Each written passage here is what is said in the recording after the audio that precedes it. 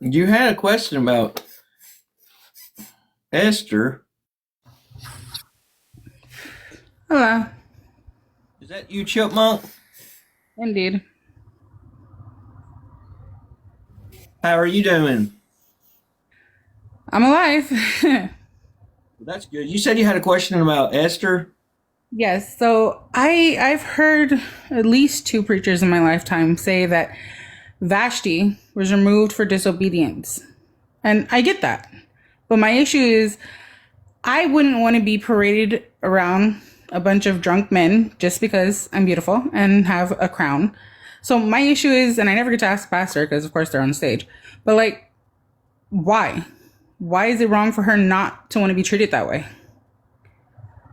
They say she was removed because she was disobedient to the Yes. king. To the Yeah, king. because he removed her because she refused to come and present herself amidst a bunch of drunk men, which I totally get. I wouldn't want that.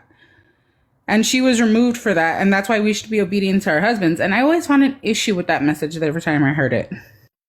They use that to show that that's why you should be obedient to your husbands. I have heard it preached that way. Oh. Well, I have preached over. It's been a while, that I've preached over the Book of Esther. But the overall purpose of the Book of Esther is show the providence of God. And so pulling something out where the Queen Vashti, or however you pronounce her name, refuses, I think they're overlooking the whole point really with that. And I would agree with you that if she was right in the sense that she didn't want to be paraded around because um, how the king was, and he was a drunk and things like that. But the overall purpose of the book is really showing how God even works in providence, and there was no like No, I miraculous.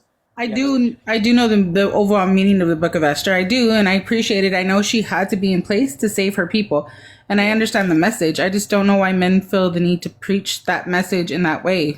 It I kind would of never preach it that way. I think that's what that is taking something that happened and twisting it into something that it doesn't need to be. Now, women should be submissive to their husbands. You can get that teaching in the New Testament. But the New Testament also teaches that husbands are to love their wives. So it's both working together, and that makes it easier. It doesn't mean that you, like my wife, I don't say, get in there and fix my dinner, woman. You know what I mean? Because I may actually get the dinner upside my head. So it takes both working together.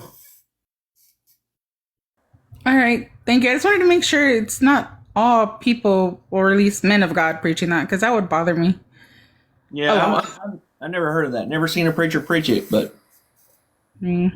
All right. yeah. Thank you for your time. You have a good day. Good You Monday. have a blessed one. Yeah.